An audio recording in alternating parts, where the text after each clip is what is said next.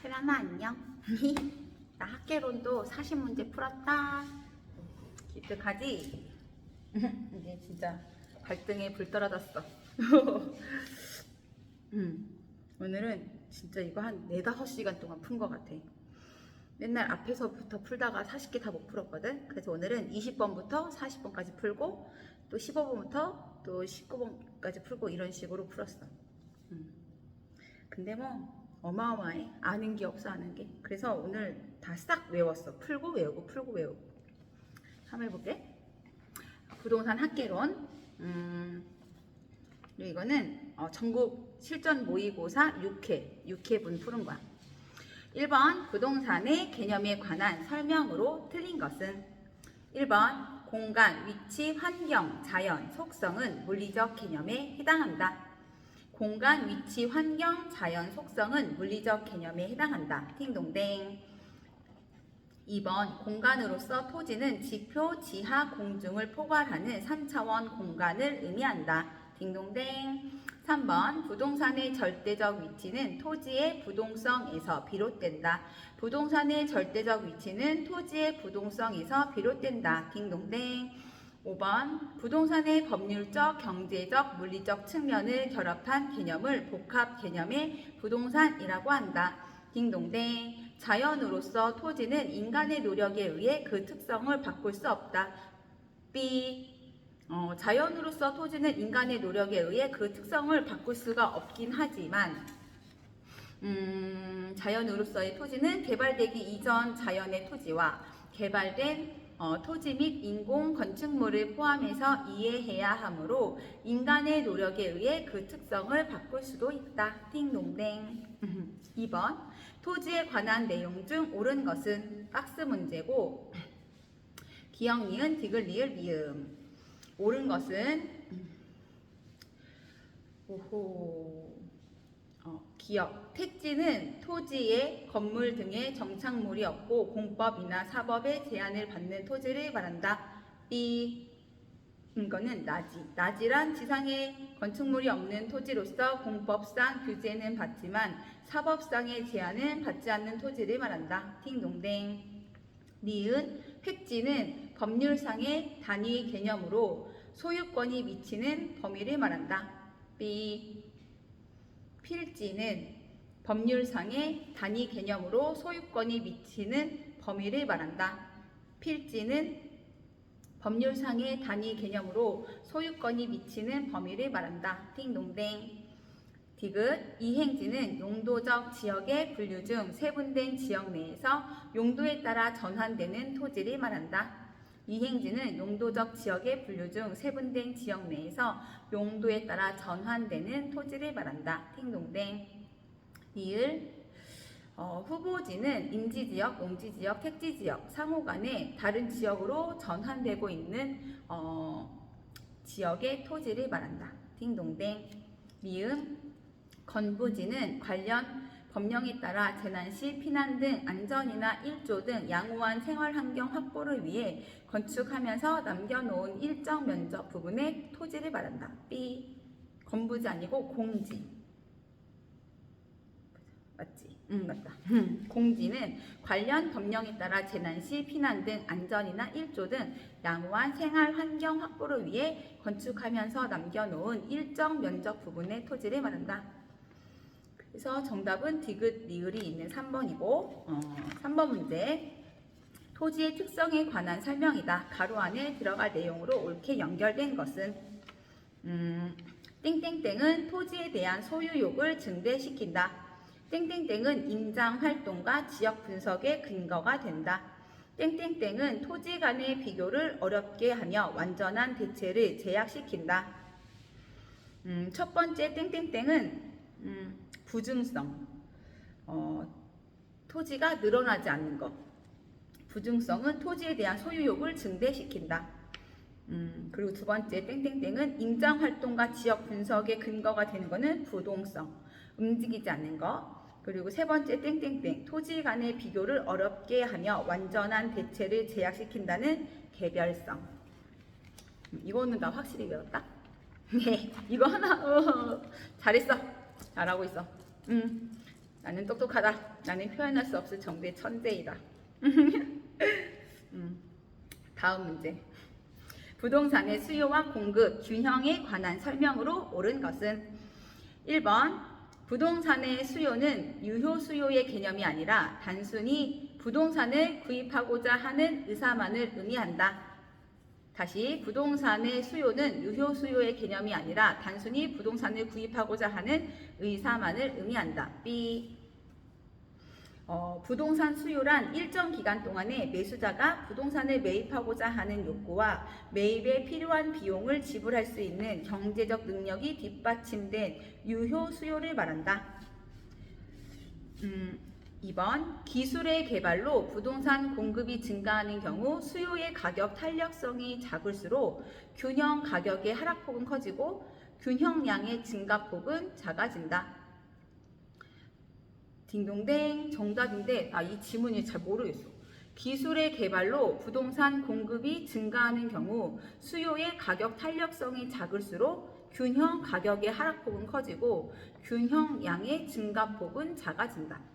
딩동댕. 다시 문제가 부동산의 수요와 공급 균형에 관한 설명으로 옳은 것은 부동산의 수요와 공급 균형에 관한 설명으로 옳은 건데 기술의 개발로 부동산 공급이 증가하는 경우 기술의 개발이니까 건축 기술을 말하는 것 같거든. 건축 기술의 개발로 부동산 공급이 증가하는 경우와 수요의 가격 탄력성이 작을수록 수요의 가격 탄력성이 작다. 수요 사는 사람의 가격 탄력성이 작다.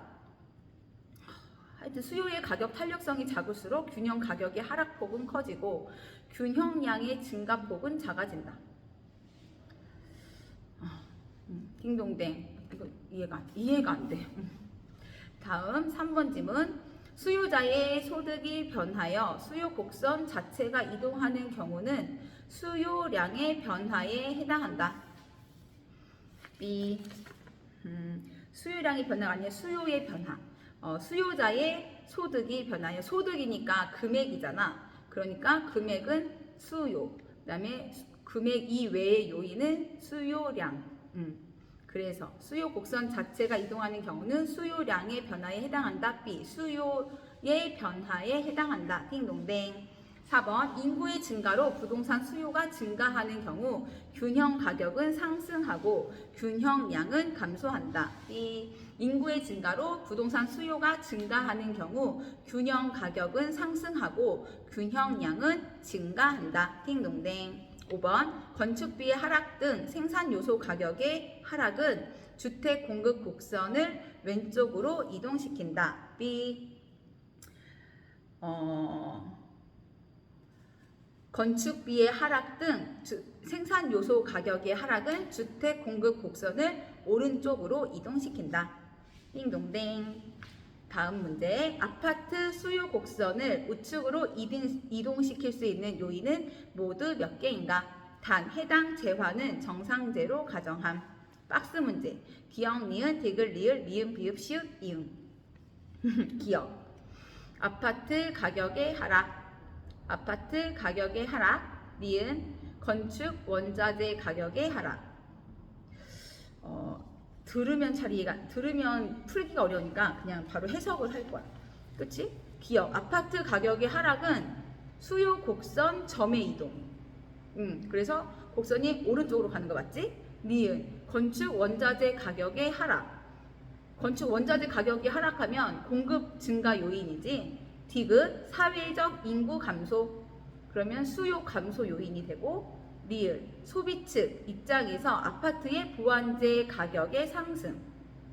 그러면은 수요 감소 요인인 거고, 미음, 아파트 선호도 감소. 그러면은 아파트 수요 감소 요인이 되는 거고, 비읍, 수요자의 실질 소득 증가. 그러면 아파트 사는 사람 늘어나겠지. 수요 증가, 그래서 수요 곡선 우측 이동하는 거 이거 맞고, 비읍 정답 맞고, 시옷. 주택 개발 금융의 확대. 이거는 공급 증가 요인이고, 이응 소비자가 아파트 가격의 상승 예상. 이거를 아파트를 그 자산으로 보는 거지, 그치? 투자로. 수요 곡선 우측. 그래서 정답은 비읍. 이응 두 개야. 수요자의 실질 소득 증가와 소비자가 아파트 가격 상승 예상하는 거. 이렇게 두 개가 수요 곡선이 우측으로 가는 요인이고, 그리고 첫 번째 기억에 아파트 가격의 하락. 이거는 수요 곡선 점의 이동이라서 정답이 아니래. 이건 내가 볼 때 최상 문제인 것 같아. 수요 곡선을 우측으로 이동시킬 수 있는 요인은 모두 몇 개인가? 이게 문제고 수요 곡선 점의 이동은 포함하지 않는데 정답에. 나 이거 깜짝 놀랐어. 다음 6번 문제. 부동산 매매 시장에서 수요와 공급의 가격 탄력성에 관한 설명으로 틀린 것은? 단 X축은 수량, Y축은 가격, 수요의 가격 탄력성은 절대값을 의미하며 다른 조건은 동일함. 1번 수요의 가격 탄력성이 탄력적이면 가격의 변화율보다 수요량의 변화율이 더 크다. 딩동댕. 다시 수요의 가격 탄력성이 탄력적이면 수요의 가격 탄력성이 탄력적이면 가격의 변화율보다 수요량의 변화율이 더 크다.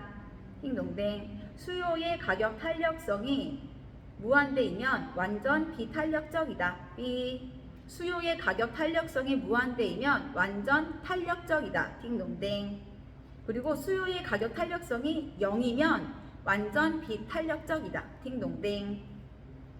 3번 부동산 수요의 가격 탄력성을 관찰하는 기간이 길수록 탄력성이 크다. 딩동댕. 다시 부동산 수요의 가격 탄력성을 관찰하는 기간이 길수록 탄력성이 크다. 딩동댕. 4번 수요의 가격 탄력성이 1이면 단위 탄력적이라 하고 수요 곡선은 직각상 곡선이 된다. 딩동댕. 다시 수요의 가격 탄력성이 1이면 단위 탄력적이라 하고 수요 곡선은 직각상 곡선이 된다. 딩동댕. 5번 공급의 가격 탄력성이 완전 탄력적이면 균형량은 수요의 변화에 따라서 증가할 수도 있고 감소할 수도 있다. 딩동댕. 다시 공급의 가격 탄력성이 완전 탄력적이면 균형량은 수요의 변화에 따라서 증가할 수도 있고 감소할 수도 있다. 일단 7번 문제는 계산 문제인데 나는 패스하기로 했어. 올해 문제가 계산하는데 오래 걸릴 것 같아서 나는 계산 문제 8개에서 한 12개 나오는 것 중에 반만 풀 거야. 나는. 나머지는 찍기로 했어. 왜냐면 80문제를 다 풀고 나머지를 풀어야 되기 때문에 시간 분배를 그렇게 하기로 했어. 나는. 8번 문제. 부동산 시장의 효율성에 관한 설명으로 옳은 것은? 1번 특정 투자자가 얻는 초과 이윤이 이를 발생시키는 데 소요되는 정보 비용보다 크면 할당 효율적 시장이 아니다. 딩동댕. 처음에 이해가 안 돼. 특정 투자자가 얻는 초과 이윤이 이를 발생시키는 데 소요되는 정보 이해됐어. 이해됐죠. 맞아요. 특정 투자자가 얻는 초과 이윤이 이를 발생시키는 데 소요되는 정보 비용보다 크면 할당 효율적 시장이 아니다. 그렇지. 투자를 했는데 그거를 투자했을 때 내가 정보를 얻는 데 드는 비용이 그거를 투자해서 얻는 비용보다 훨씬 더 컸다. 그러면은 나한테 남는 게 없잖아? 그럼 효율적 시장이 아니다. 이 말이잖아. 그치? 효율에 관한 거니까 효율적 시장이 아니다. 그건 맞는 지문이지. 두 번째, 약성 효율적 시장은 정보가 완전하고 모든 정보가 공개되어 있으며 정보 비용이 없다는 완전 경쟁 시장의 조건을 만족한다. 이거 약성 아니고 강성 효율적 시장 같은데? 맞지. 강성 효율적 시장은 정보가 완전하고 모든 정보가 공개되어 있으며 정보 비용이 없다는 완전 경쟁 시장의 조건을 만족한다. 팅동댕. 3번 부동산 시장은 주식 시장이나 일반적인 재화 시장보다 더 불완전 경쟁적이므로 할당 효율성을 달성할 수 없다. 다시 부동산 시장은 주식 시장이나 일반적인 재화 시장보다 더 불완전 경쟁적이므로 할당 효율성을 달성할 수 없다가 아니라 달성할 수 있다. 맞아. 달성할 수 있다. 띵동댕. 4번 강성 효율적 시장에서는 정보를 이용하여 초과 이윤을 얻을 수 있다.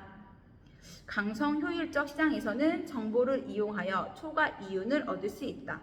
B 틀렸는데 초과 이윤을 얻을 수 없다. 강성 효율적 시장에서는 정보를 이용하여 초과 이윤을 얻을 수 없다. 띵동댕. 5번 약성 효율적 시장의 개념은 준강성 효율적 시장의 성격을 모두 포함하고 있다. B 반대로 준강성 효율적 시장의 개념은 약성 효율적 시장의 성격을 모두 포함하고 있다. 띵동댕. 다음 문제 9번 주거 분리와 여과 과정에 관한 설명으로 옳은 것은 1번 주거 분리 현상은 도시 지역에서만 발생하고 도시와 지리적으로 인접한 근린 지역에서는 발생하지 않는다. 2번 하향 여과는 고소득층 주거 지역에서 주택의 개량을 통한 가치 상승분이 주택 개량 비용보다 큰 경우에 발생한다. 3번 다른 조건이 동일할 경우 고가 주택이 가까이 위치한 저가 주택에는 부의 외부 효과가 발생한다. B 이거 틀렸다. 다른 조건이 동일할 경우 고가 주택에 가까이 위치한 저가 주택에는 부의 외부 효과가 아니라 정의 외부 효과가 발생한다. 이거 맞고. 그 다음에 1번도 주거 분리 현상은 도시 지역에서만 발생하고 도시와 지리적으로 인접한 근린 지역에서는 발생하지 않는다. 이거 틀린 지문. 주거 분리 현상은 도시 전체적인 측면에서뿐만 아니라 지리적으로 인접한 근린 지역에서도 일어난다. 딩동댕. 2번 하향 여과는 고소득층 주거 지역에서 주택의 개량을 통한 가치 상승분이 주택 개량 비용보다 큰 경우에 발생한다. 이거 하향 여과가 아니라 이거는 주거 분리에 대한 내용. 벌써 잊어버렸으니까 기억해. 주거 분리. 하향 여과가 아니라 주거 분리는 고소득층 주거 지역에서 하향 여과가 아니라 주거 분리는 고소득층 주거 지역에서 주택의 개량을 통한 가치 상승분이 주택 개량 비용보다 큰 경우에 발생한다. 주거 분리는. 그 다음에 3번 다른 조건이 동일할 경우 고가 주택에 가까이 위치한 저가 주택에는 부의 외부 효과가 발생한다. B 정의 외부 효과가 발생한다. 띵동댕. 민간 주택 시장에서 불량 주택이 발생하는 것은 시장 실패를 의미한다. B 시장 실패를 의미하는 것만은 아니다. 주택 시장에 불량 주택이 발생하는 것은 시장이 하향 여과 작용이라는 시장 기능을 통해 자원 할당 기능을 원활하게 수행하고 있기 때문이지 결코 시장이 실패하고 있기 때문이 아니다. 다시 주택 시장이 주택 시장에 불량 주택이 발생하는 것은 시장이 하향 여과 작용이라는 시장 기능을 통해 자원 할당 기능을 원활하게 수행하고 있기 때문이지 결코 시장이 실패하고 있기 때문이 아니다. 시장이 하향 여과 작용이라는 시장 기능을 통해 자원 할당 기능을 원활하게 수행하고 있기 때문이지 결코 시장이 실패하고 있기 때문은 아니다. 그 다음에 10번 문제는 계산 문제인데 내가 60%만 풀고 나머지 뒤를 못 풀었기 때문에 일단 패스. 그 다음 11번 문제. 지대 이론 및 도시 공간 구조 이론에 관한 설명으로 틀린 것은 1번 리카도는 비옥한 토지의 희소성과 수학 체감의 법칙으로 인해 지대가 발생한다고 보았다. 딩동댕. 리카도는 비옥한 토지의 희소성과 수학 체감의 법칙으로 인해 지대가 발생한다고 보았다. 딩동댕. 2번 마샬은 일시적으로 토지와 유사한 성격을 가지는 생산 요소에 귀속되는 소득을 준 지대로 보았다. 딩동댕. 마샬은 일시적으로 토지와 유사한 성격을 가지는 생산 요소에 귀속되는 소득을 준 지대로 보았다. 딩동댕. 알론소는 각 토지의 이용은 최고의 지대 지불 의사가 있는 용도에 할당된다고 보았다. 딩동댕. 알론소는 각 토지의 이용은 최고의 지대 지불 의사가 있는 용도에 할당된다고 보았다. 딩동댕. 해리스와 울만은 도시 내부의 토지 이용이 단일한 중심이 아니라 여러 개의 전문화된 중심으로 이루어진다고 보았다. 띵동댕. 해리스와 울만은 도시 내부의 토지 이용이 단일한 중심이 아니라 여러 개의 전문화된 중심으로 이루어진다고 보았다. 딩동댕. 호이트는 저급 주택지가 고용 기회가 많은 도심 지역과의 교통이 편리한 지역에 선형으로 입지한다고 보았다. 삐. 호이트는 고급 주택지가로 시작해야 돼. 고급 주택지의 경우 교통비를 지불할 여유가 있으므로 교통축을 따라 더욱 외곽에 위치하며 교통이 편리한 지역에 선형으로 입지한다고 보았다. 다시, 호이트는 고급 주택지의 경우 교통비를 지불할 여유가 있으므로 교통축을 따라 더욱 외곽에 위치하며 교통이 편리한 지역에 선형으로 입지한다고 보았다. 다음 문제.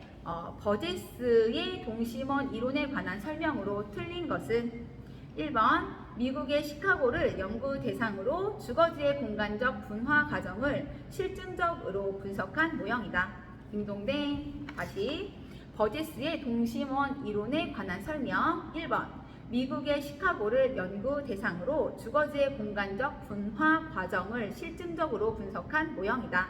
딩동댕. 2번 1920년대 미국 시카고 대학의 시카고 학파를 중심으로 발전하였다. 딩동댕. 1920년대 미국 시카고 대학의 시카고 학파를 중심으로 발전하였다. 3번 중심 업무 지구는 도시의 경제, 문화, 금융, 정치 기능이 집중된 곳이다. 딩동댕. 중심 업무 지구는 도시의 경제, 문화, 금융, 정치 기능이 집중된 곳이다. 딩동댕. 4번 도시의 공간 구조 형성을 침입, 경쟁, 천위 등의 과정으로 설명하였다. 4번 도시의 공간 구조 형성을 침입, 경쟁, 천위 등의 과정으로 설명하였다. 띵동댕. 5번 고소득층 주거지대는 교통비를 지불할 여유가 있으므로 교통축을 따라 더욱 외곽에 위치하게 된다. 이거 방금 본 거지. 호이트의 선형 이론에 대한 설명. 그래서 이게 5번이 답입니다. 13번 문제는 계산 문제인데 내가 아직 몰라서 패스하고, 14번 문제 정부의 주택시장 개입에 관한 설명으로 틀린 것은 1번 저소득층에 대한 임대주택 공급은 소득의 직접 분배 효과가 있다. 저소득층에 대한 임대주택 공급은 소득의 직접 분배 효과가 있다. B. 틀렸습니다. 저소득층에 대한 임대주택 공급은 소득의 재분배 효과가 있다. 딩동댕. 예. 문제. 정부의 주택시장 개입에 관한 설명으로 틀린 것은 1번 저소득층에 대한 임대주택 공급은 소득의 직접 분배 효과가 있다. B. 저소득층에 대한 임대주택 공급은 소득의 재분배 효과가 있다. 팅동댕. 2번 주택은 긍정적인 외부 효과를 창출하므로 생산과 소비를 장려해야 할 가치제이다. 딩동댕. 다시, 주택은 긍정적인 외부 효과를 창출하므로 생산과 소비를 장려해야 할 가치제이다. 딩동댕. 3번 주택 구입 능력을 제고하기 위한 정책은 소득 계층에 따라 달라진다. 딩동댕. 주택 구입 능력을 제고하기 위한 정책은 소득 계층에 따라 달라진다. 딩동댕. 4번 자가주택 보유를 촉진하는 정책은 중산층 형성과 사회 안정에 기여한다. 자가주택 보유를 촉진하는 정책은 중산층 형성과 사회 안정에 기여한다. 딩동댕. 5번 주거 안정은 노동 생산성과 지역 사회에 대한 주민 참여를 제고하는 효과가 있다. 딩동댕. 다시, 주거 안정은 노동 생산성과 지역 사회에 대한 주민 참여를 제고하는 효과가 있다. 딩동댕. 다음 문제 15번 부동산 시장에 대한 정부의 직접 개입 방식으로 옳게 묶인 것은 부동산 시장에 대한 정부의 직접 개입 방식으로 옳게 묶인 것은 3번 수용제도, 선매권 제도. 수용제도, 선매권 제도. 이게 내가 하여튼 자료에 찾아봤는데 없어서 인터넷에 찾아봤더니 제대로 안 나오는데, 수용제도는 우리나라는 다 각자 땅을 살 수 있는 하여튼 그런 자율국가 제도인데, 수용제도는 나라에서 재개발이나 재건축을 할 때 강제적으로 수용을 할 수 있는 그런 제도야. 강제적으로 이렇게 할 수 있는 거. 그게 수용제도고, 좀 설명이 후지지? 고급진 설명이 여기 안 나와 있어, 해설지대. 그리고 선매권 제도는 선매권 제도, 선매. 먼저 산다. 나라가 먼저 산다? 뭐 이런 거 같아. 선매하다. 하여튼 제대로 된 설명, 해설집이 없고, 책은 어디 페이지에 있는지 나 모르겠어. 근데 의미는 나는 어렴풋이 알 것 같아. 그 다음에 지문으로 나오는 거가, 토지 비축제. 이거는, 직접 개입 방식이고, 개발 부담금 제도는 간접 개입 방식. 그 다음에 부동산 가격 공시 제도는 간접 개입 방식이고, 부동산 조세는 간접 개입 방식. 보조금 제도는 간접 개입 방식이고, 용도 지역 지구제는 토지 이용 규제고, 담보 대출 규제도 간접 개입 방식이고, 부동산 거래 허가제는 토지 이용 규제고. 그래서 문제에서처럼 부동산 시장에 대한 정부의 직접 개입 방식으로 옳게 묶인 거는 수용제도랑 선매권 제도. 수용제도, 선매권 제도. 그리고 16번. 오, 여기 이거 뭐야? 오, 풀었어 막 이러면서. 임대 아파트의 수요 함수는 QD는 1400 빼기 2P, 공급 함수는 QS는 200 플러스 4P라고 하자. 이때 정부가 아파트 임대료를 250만원 제곱미터로 규제했다. 이 규제 하에서 시장의 상황과 그 수량은, 여기서 P는 가격, 단위는 만원, QD, QS는 각각 수요량과 공급량, 단위는 제곱미터, 다른 조건은 불변이라고 가정함. 진짜 드디어 풀었습니다.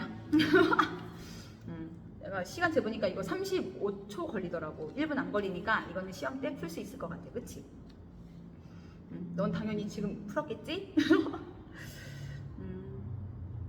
공식은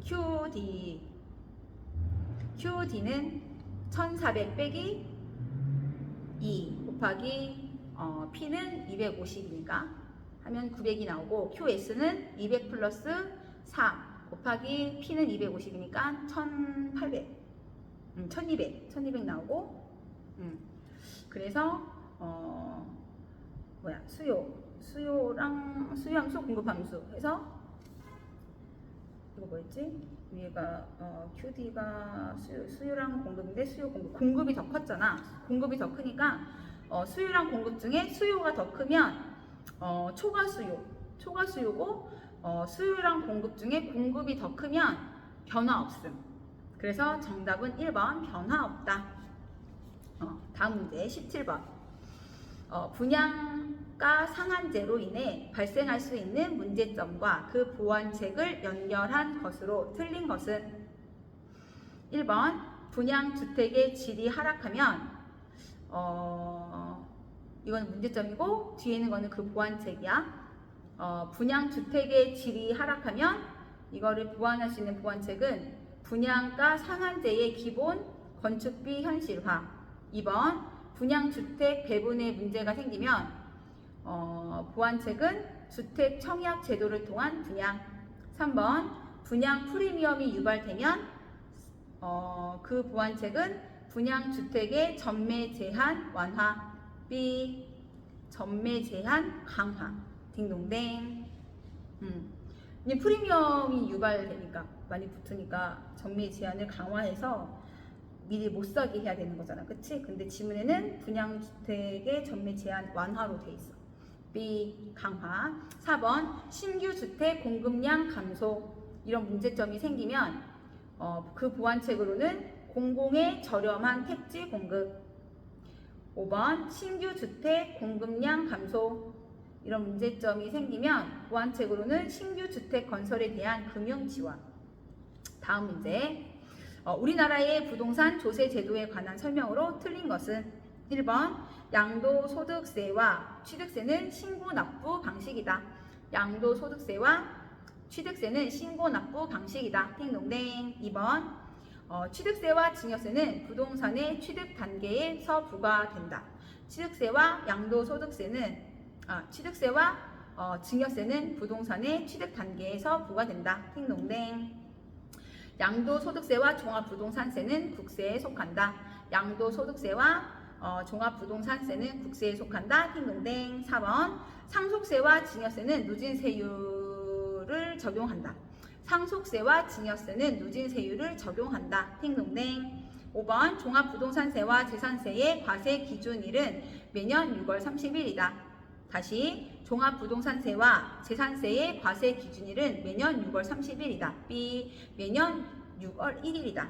띵동댕. 종합부동산세와 재산세의 과세 기준일은 종합부동산세와 재산세의 과세 기준일은 매년 6월 1일이다.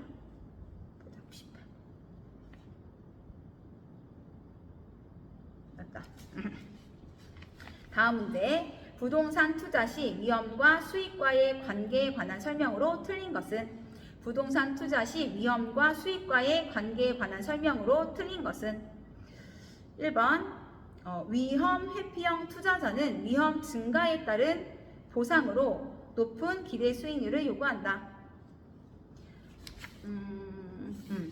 다시 위험 회피형 투자자는 위험 증가에 따른 보상으로 높은 기대 수익률을 요구한다. 띵동댕. 2번 위험과 수익과의 상쇄 관계는 위험이 크면 클수록 요구하는 수익률이 작아지는 것을 의미한다. B. 다시 위험과 수익과의 상쇄 관계는 위험이 크면 클수록 요구하는 수익률이 작아지는 것을 의미한다. B. 커지는 것을 의미한다. 다시 위험과 수익과의 상쇄 관계는 위험이 크면 클수록 요구하는 수익률이 커지는 것을 의미한다. 띵동댕. 3번 위험의 크기에 관계없이 기대 수익률에만 의존해서 행동하는 투자 유형을 위험 중립형이라 한다. 딩동댕. 위험의 크기에 관계없이 기대 수익률에만 의존해서 행동하는 투자 유형을 위험 중립형이라 한다. 딩동댕. 4번 요구 수익률은 무위험률과 위험 할증률을 합산하여 계산해야 한다. 딩동댕. 요구 수익률은 무위험률과 위험 할증률을 합산하여 계산해야 한다. 딩동댕. 5번 평균 분산 모형에서 기대 수익률이 같다면 위험이 작은 투자안을 선택하고 위험이 같다면 기대 수익률이 높은 투자안을 선택하는 투자안의 선택 기준을 지배 원리라고 한다.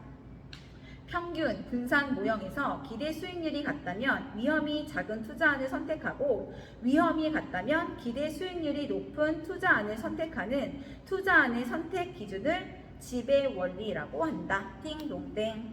한 번 더. 평균 분산 모형에서 기대 수익률이 같다면 위험이 작은 투자안을 선택하고 위험이 같다면 기대 수익률이 높은 투자안을 선택하는 투자안의 선택 기준을 지배 원리라고 한다. 지배 원리라고 한다. 띵동댕. 다음 문제. 포트폴리오 이론에 관한 설명으로 틀린 것은 1번 부동산 투자에 수반되는 총 위험은 체계적 위험과 비체계적 위험을 합한 것으로 포트폴리오를 구성함으로써 제거될 수 있는 위험은 비체계적 위험이다. 다시 부동산 투자에 수반되는 총 위험은 체계적 위험과 비체계적 위험을 합한 것으로 포트폴리오를 구성함으로써 제거될 수 있는 위험은 비체계적 위험이다. 띵동댕. 2번 포트폴리오를 구성하는 자산들의 수익률 간 상관 개수가 1인 경우에는 포트폴리오를 구성한다고 하더라도 위험은 감소되지 않는다. 딩동댕. 포트폴리오를 구성하는 자산들의 수익률 간 상관 개수가 1인 경우에는 포트폴리오를 구성한다고 하더라도 위험은 감소되지 않는다. 딩동댕. 3번 효율적 프론티어는 모든 위험 수준에서 최대의 기대 수익률을 올릴 수 있는 포트폴리오의 집합을 연결한 선이다. 딩동댕. 다시 효율적 프론티어는 모든 위험 수준에서 최대의 기대 수익률을 올릴 수 있는 포트폴리오의 집합을 연결한 선이다. 딩동댕. 4번. 최적 포트폴리오는 효율적 프론티어와 투자자의 무차별 곡선이 접하는 점에서 결정되는데, 투자자가 위험 선호형일 경우 최적 포트폴리오는 위험 기피형에 비해 저위험 고수익 포트폴리오가 된다. B.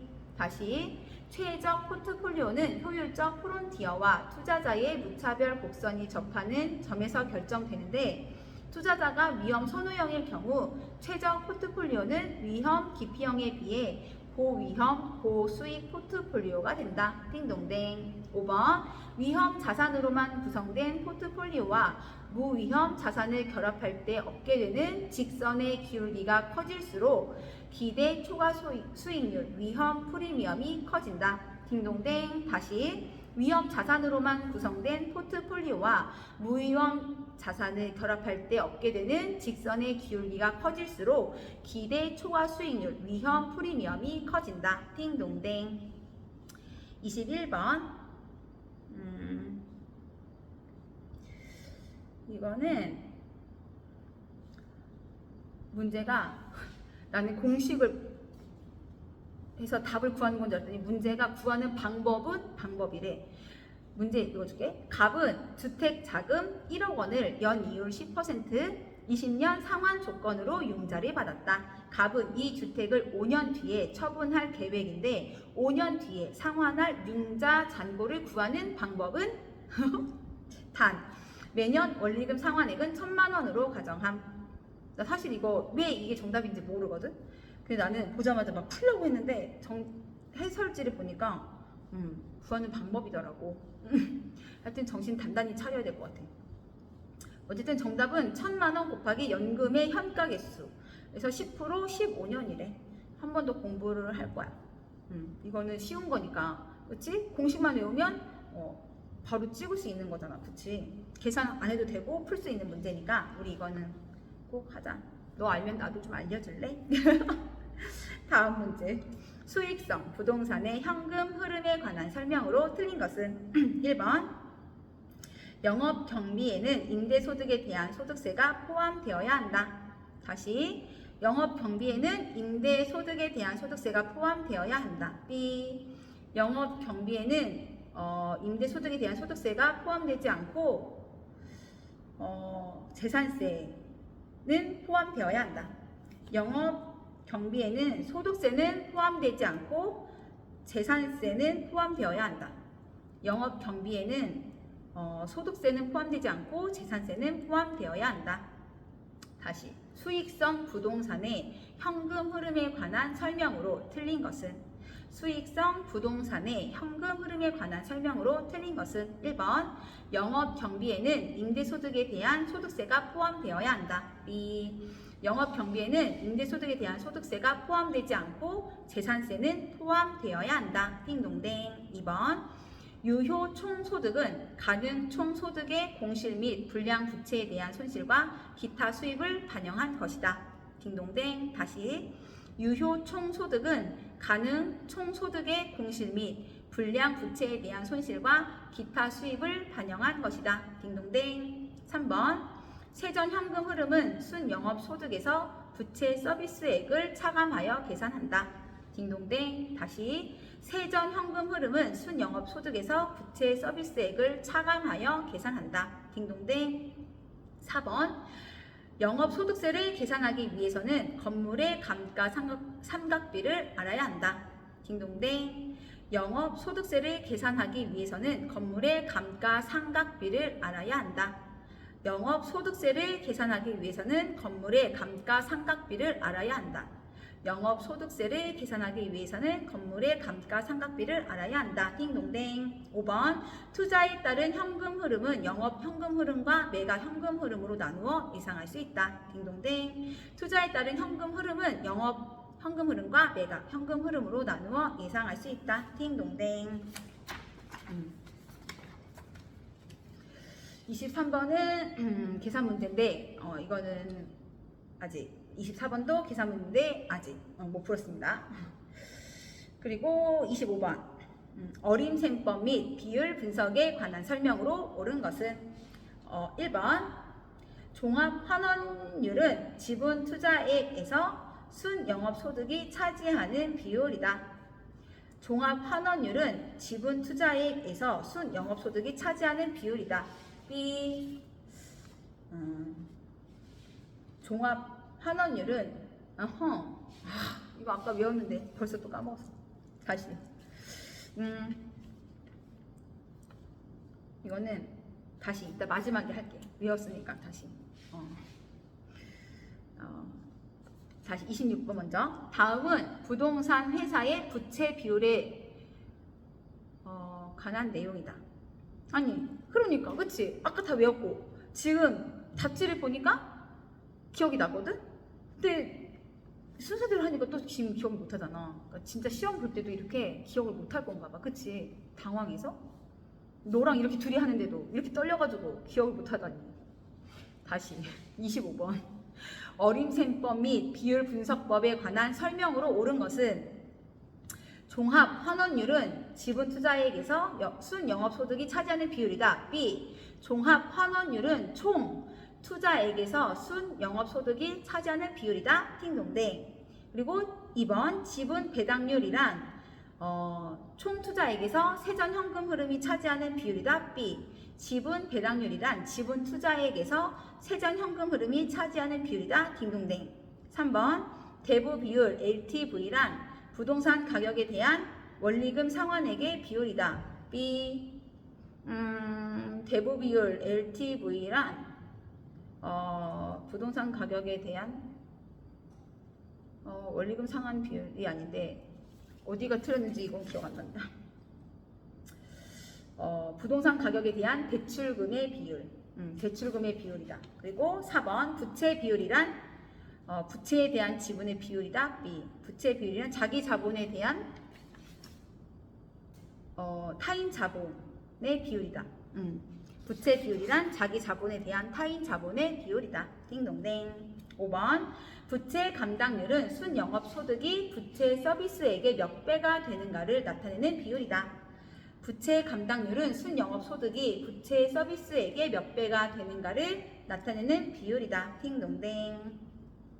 부채 감당률은 순영업소득이 부채 서비스액의 몇 배가 되는가를 나타내는 비율이다. 그럼 부채 감당률이 높을수록 소득이 높아서 부채 서비스액을 갚을 수 있는 능력이 많다는 거다. 그치? 이게 그럼 높을수록 대출이 많이 나오겠다. 맞지? 대부 비율 한번 더. 대부 비율. 대부 비율 LTV란 부동산 가격에 대한 대출금의 비율이다. 부동산 가격에 대한 대출금의 비율이다. 딩동댕. 26번. 다음은 부동산 회사의 부채 비율에 관한 내용이다. 가로에 들어갈 내용으로 옳은 것은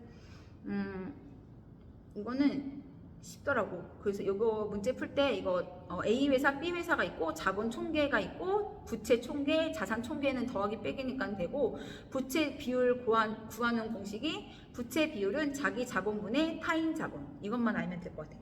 부채 비율 구하는 공식. 부채 비율은 자기 자본분의 타인 자본. 부채 비율은 자기 자본분의 타인 자본. 하면 문제 풀 수 있고 27번. 대출 상환 방식에 관한 설명으로 틀린 것은 단 주어진 조건의 하나.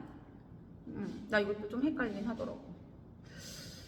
1번 원금, 균등 분할 상환 방식은 만기에 가까워질수록 차입자의 원리금 상환액이 감소한다. 딩동댕. 2번 원리금, 균등 분할 상환 방식은 만기에 가까워질수록 원리금 상환액 중 원금이 비율이 높아진다. 딩동댕. 잠깐만. 3번 차입자의 소득에 변동이 없는 경우 원금, 균등 상환 방식의 총 부채 상환 비율 DTI는 만기에 가까워질수록 낮아진다. 띵동댕. 4번 차입자의 소득에 변동이 없는 경우 원리금 균등 분할 상환 방식의 총 부채 상환 비율은 대출 기간 동안 일정하게 유지된다. 띵동댕. 5번 대출 조건이 동일하다면 대출 기간 동안 차입자의 총 원리금 상환액은 원금 균등 분할 상환 방식이 원리금 균등 분할 상환 방식보다 크다. B. 대출 기간 동안 차입자의 총 원리금 상환액은 원금 균등 분할 상환 방식이 원리금 균등 분할 상환 방식보다 작다. 근데 이거 수업 시간에 들을 때 이해했거든? 근데 이 문제로는 진짜 이해가 안 돼. 이거는 좀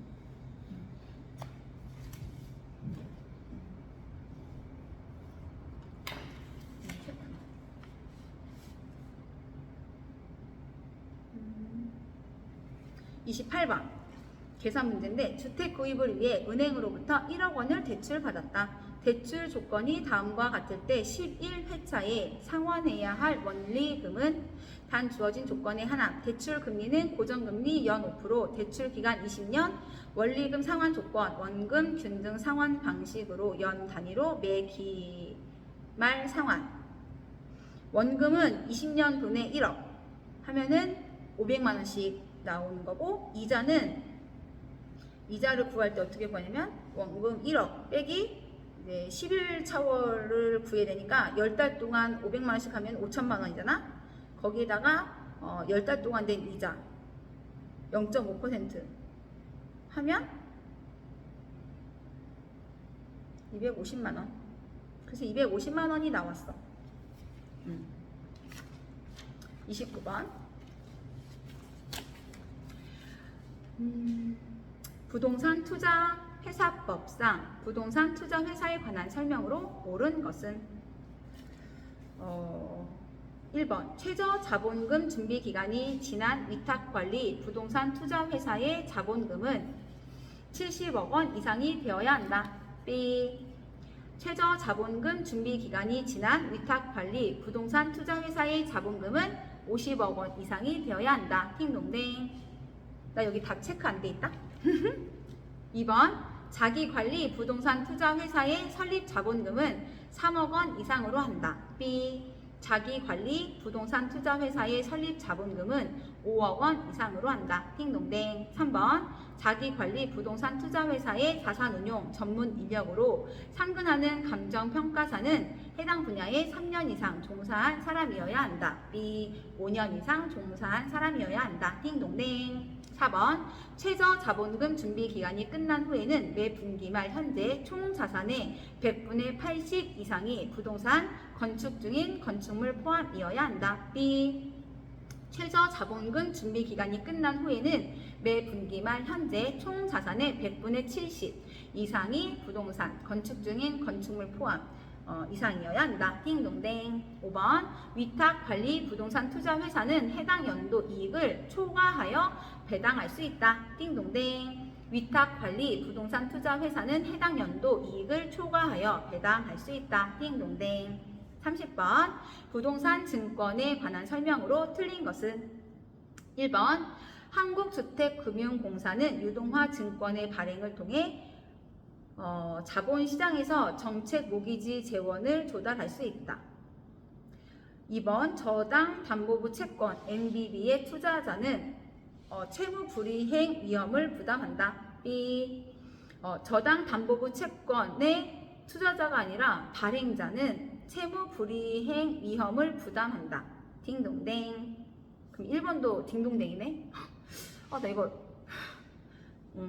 다시 문제 부동산 증권에 관한 설명으로 틀린 것. 이거 무슨 느낌인지도 알지 방금.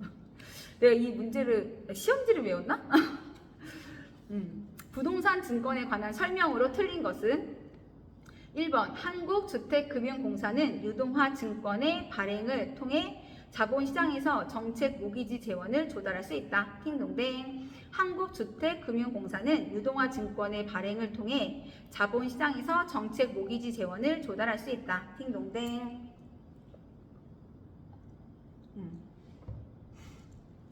2번 저당 담보부 채권 MBB의 투자자는 채무 불이행 위험을 부담한다. B. 저당담보부 채권 MBB의 발행자는 채무 불이행 위험을 부담한다. 다 맞나 확인. 맞다. 불이행 위험을 부담한다.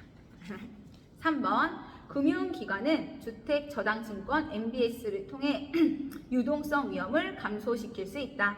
딩동댕. 다시. 금융기관은 주택저당증권 MBS를 통해 유동성 위험을 감소시킬 수 있다. 4번. 저당이체증권 MPTS는 지분형 증권이며 유동화 기관의 부채로 표기되지 않는다.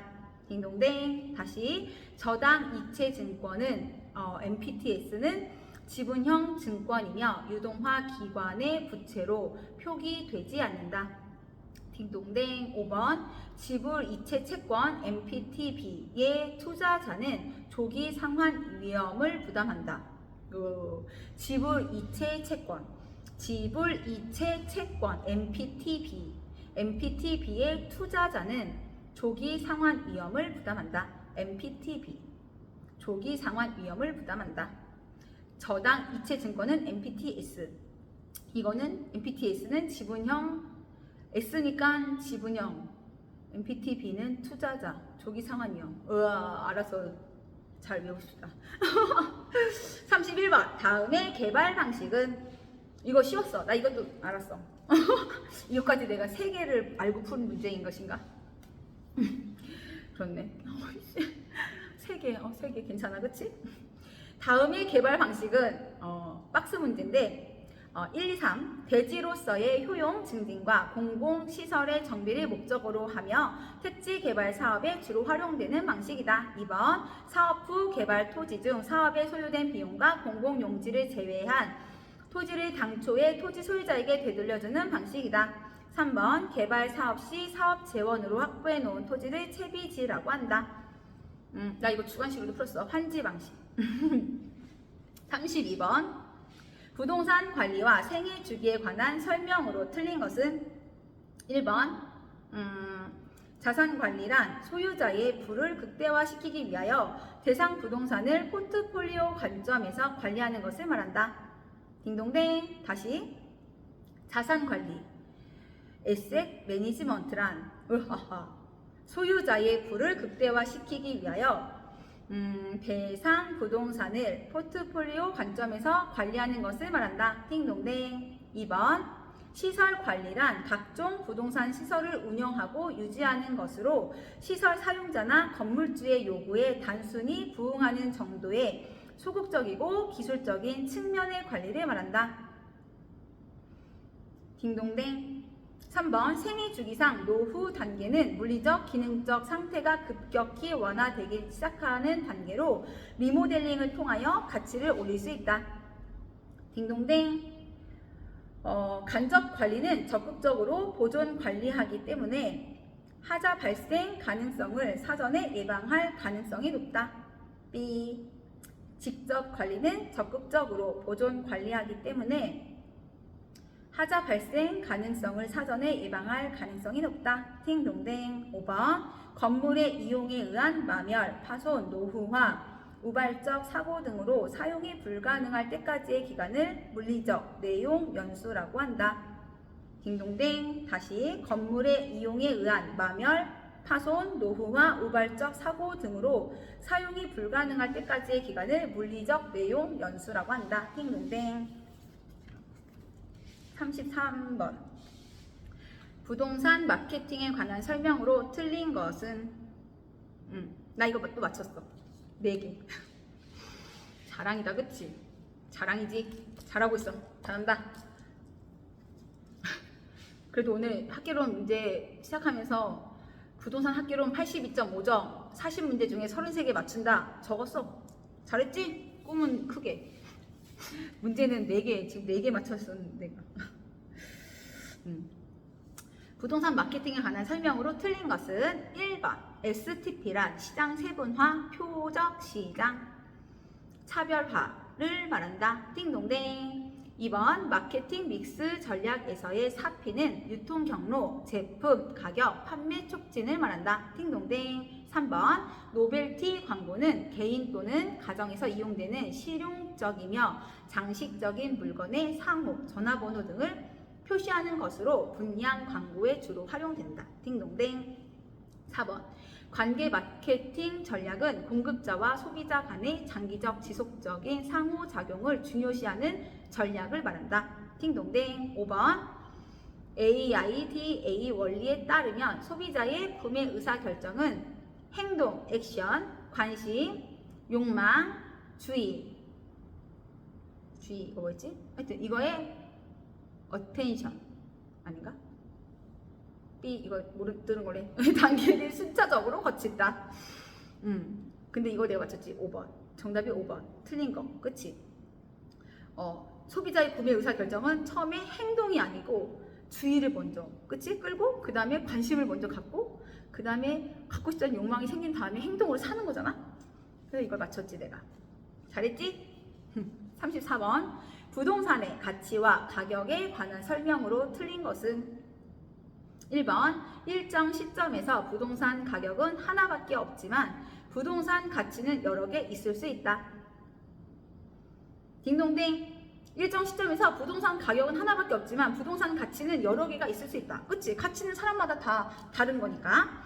2번 부동산의 가격과 가치 간에는 오차가 있을 수 있으며 이는 감정평가 필요성의 근거가 된다. 딩동댕. 3번 부동산 가격은 시장 경제에서 자원 배분의 기능을 수행한다. 딩동댕. 다시 부동산 가격은 시장 경제에서 자원 배분의 기능을 수행한다. 딩동댕. 4번 부동산 가격은 장기적 고려하에서 형성된다. 부동산 가격은 장기적 고려하에서 형성된다. 딩동댕. 5번 부동산 가치는 부동산의 소유에서 비롯되는 현재의 편익을 미래의 가치로 환원한 것이다. B. 미래의 편익을 현재의 가치로 환원한 값이다. 띵동댕. 바뀌었지? 35번 다음은 임대료 감정평가 방법의 종류와 산식이다. 가로 안에 들어갈 내용으로 옳은 것은 이거는 공식이 3가지인데 하여튼 나 아직 못 외웠어. 그냥 36번 35번 공식 읽어줄게. 5번 읽자. 같이 외우자. 감정평가에 관한 규칙 제2조에 따른 내용이다. 기억, 적산법. 적산 임대료는 기초가액 곱하기 기대이율 플러스 필요재 경비. 다시 적산법은 적산 임대료는 기초가액 곱하기 기대율 플러스 필요재 경비. 그리고 니은 임대 사례 비교법. 이거는 비준 임대료는 사례 임대료 곱하기 사정 정보 곱하기 시점 수정 곱하기 지역 요인 비교 곱하기 개별 요인 비교 곱하기 면적 비교. 다시 비준 임대료는 사례 임대료 곱하기 사정 정보 곱하기 시점 수정 곱하기 지점 요인 비교 곱하기 지역 요인 비교 곱하기 개별 요인 비교 곱하기 면적 비교. 그 다음에 수익 임대료는 순수익 더하기 필요 재경비. 그래서 적산법, 임대 사례 비교법, 수익 분석법. 그래서 문제가 감정평가에 관한 규칙 제2조에 따른 내용. 감정평가에 관한 규칙 제2조에 따른 내용. 기억은 적산법, 니은은 임대 사례 비교법, 디귿은 수익 분석법. 우리 주관식은 아니니까 적산법, 임대 사례 비교법, 수익 분석법. 그래서 적산법은 적산 임대료는 기초가액 곱하기 기대 수익, 기대이율 더하기 필요 재경비. 그다음에 임대 사례 비교법은 비준 임대료는 사례 임대료 곱하기 사정 정보 시점 곱하기 시점 수정 곱하기 지역 요인 비교 곱하기 개별 요인 비교 곱하기 면적 비교. 비준 임대료는 몇 개냐면 하나, 둘, 셋, 넷, 다섯, 6개를 곱하면 되네, 그치?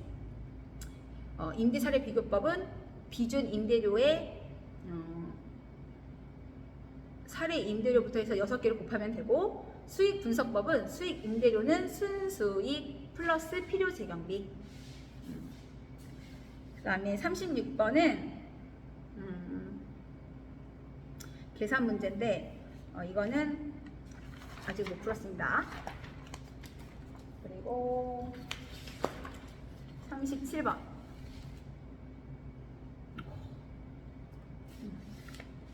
37번도 계산 문제인데 아직 못 풀었어요. 38번. 감정평가에 관한 규칙에서 규정하고 있는 내용으로 틀린 것은 1번. 기업 가치의 주된 평가 방법은 수익환원법이다. 딩동댕. 기업 가치의 주된 평가 방법은 수익환원법이다. 2번. 시산가액 조정 시 공시지가기준법과 그 밖의 비교 방식에 속한 감정평가 방법은 서로 다른 감정평가 방식에 속한 것으로 본다. 딩동댕. 시산가액 조정 시 공시지가기준법과 그 밖의 비교 방식에 속한 감정평가 방법은 서로 다른 감정평가 방식에 속한 것으로 본다. 딩동댕. 3번. 필요한 경우 전문가에 대한 자문 등을 거쳐 감정평가할 수 있다. 딩동댕. 필요한 경우 전문가에 대한 자문 등을 거쳐 감정평가할 수 있다. 4번. 임대료를 감정평가할 때에 임대사례 비교법을 적용해야 한다. 딩동댕. 임대료를 감정평가할 때에 임대사례 비교법을 적용해야 한다. 5번. 적정한 실거래가는 감정평가의 기준으로 적용하기에 적정하다고 판단되는 거래가격으로서 거래 시점이 도시지역은 5년 이내에 그 밖의 지역은 3년 이내인 거래가격을 말한다. B. 다시. 적정한 실거래가는 감정평가의 기준으로 적용하기에 적정하다고 판단되는 거래가격으로서 거래 시점이 도시지역은 5년 이내, B 5년 아니고 3년이고 그 밖의 지역은 3년 이내, B 5년 이내 거래 가격을 말한다. 띵동댕. 그래서 감정평가에 관한 규칙 받고 39번. 감정평가에 관한 규칙상 원가 방식에 관한 설명으로 틀린 것은 1번. 원가법과 적산법은 원가 방식에 속한다. 띵동댕. 원가법과 적산법은 원가 방식에 속한다. 딩동댕. 2번. 적산법에 의한 임대료 평가에서는 대상 물건의 제조달 원가에 기대 이율을 곱하여 산정된 기대 수익에 대상 물건을 계속하여 임대하는 데에 필요한 경비를 더한다. 와우. 다시. 적산법에 의한 임대료 평가에서는 대상 물건의 제조달 원가 B 아니고 기초가액의 기대 이율을 곱하여 산정된 기대 수익에 대상 물건을 계속하여 임대하는 데 필요한 경비를 더한다. 띵동댕. 3번. 항공기 평가 시 본래 용도의 효용 가치가 없는 경우는 해체 처분 가액으로 감정 평가할 수 있다. 띵동댕. 항공기 평가 시 본래 용도의 효용 가치가 없는 경우는 해체 처분 가액으로 감정 평가할 수 있다. 띵동댕. 4번. 임목 평가 시 소경 목림인 경우에는 원가법을 적용할 수 있다. 띵동댕. 임목 평가 시 소경 목림인 경우에는 원가법을 적용할 수 있다. 5번. 선박 평가 시 본래 용도의 효용 가치가 있으면 선체, 기관, 의장별로 구분한 후 각각 원가법을 적용해야 한다. 딩동댕. 선박 평가 시 본래 용도의 효용 가치가 있으면 선체, 기관, 의장별로 구분한 후 각각 원가법을 적용해야 한다. 딩동댕. 마지막 40번. 우리나라의 부동산 가격 공시 제도에 관한 설명으로 옳은 것은? 우리나라의 부동산 가격 공시 제도에 관한 설명으로 옳은 것은 1번. 다가구 주택은 공동주택 가격의 공시 대상이다. 2번. 개별 공시지가의 공시 기준일이 5월 1일인 경우도 있다. 3번. 표준주택에 그 주택의 사용 수익을 제한하는 권리가 설정되어 있을 때에는 이를 반영하여 적정 가격을 산정해야 한다. 4번. 국세 또는 지방세 부과 대상이 아닌 단독주택은 개별주택 가격을 결정 공시하지 아니할 수 있다. 5번. 표준지 공시지가의 공시권자는 시장분수구청장이다. 오마이갓. 답이 뭘까?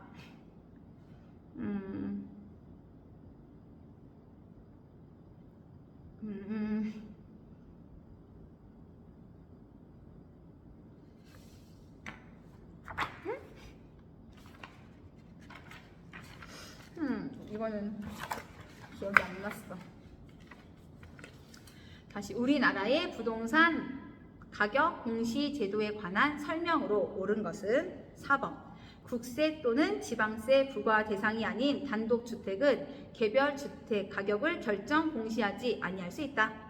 딩동댕. 다시 국세 또는 지방세 부과 대상이 아닌 단독주택은 개별 주택 가격을 결정 공시하지 아니할 수 있다. 딩동댕. 1번.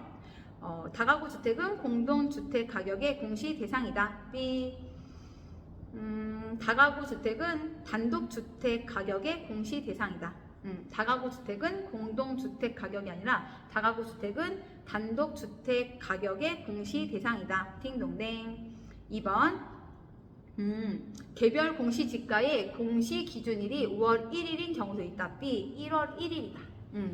개별 공시지가의 공시 기준일이 5월 1일인 경우도 있다. B. 개별 공시지가의 공시 기준일이 1월 1일인 경우도 있다. 딩동댕. 3번. 표준주택의 그 주택의 사용 수익을 제한하는 권리가 설정되어 있을 때에는 이를 반영하여 적정 가격을 산정하여야 한다. B. 표준주택의 전세권 또는 그 밖의 단독주택의 사용 수익을 제한하는 권리가 설정되어 있을 때에는 그 권리가 존재하지 아니하는 것으로 보고 적정 가격을 산정하여야 한다. 부동산 가격 공시에 관한 법률 시행령 제31조 제2항. 어디가 다른 걸까? 표준주택의 전세권 또는 그 밖의 단독주택의 사용. 표준주택의 그 주택의 사용 수익을 제한하는 권리가 설정되어 있을 때에는 그 권리가 존재하지 아니하는 것으로 보고 이를 반영하여 적정 가격을 산정해야 한다.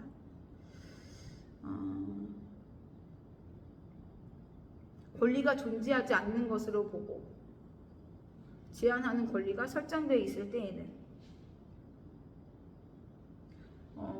주택의 사용 수익을 제한하는 권리가 설정되어 있을 때에는 그 권리가 존재하지 아니하는 것으로 보고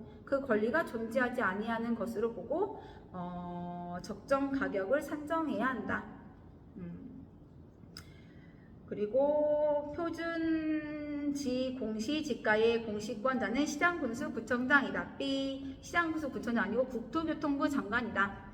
표준지 공시지가의 공시권자는 국토교통부 장관, 국장이다. 띵동댕. 이렇게 해서 학계론 40문제를 처음으로 다 풀어봤습니다. 거의 뭐 한 8시간 걸리지 않았나 싶은데 아닌가? 하여튼 오늘 민법과 학계론을 풀었는데 사실 중개사법도 풀려고 했거든? 근데 지금 시간이 엄청 많이 지난 것 같긴 해. 그래도 10문제라도 풀고 귀가하도록 하겠습니다. 혜란이 화이팅! 진짜 화이팅!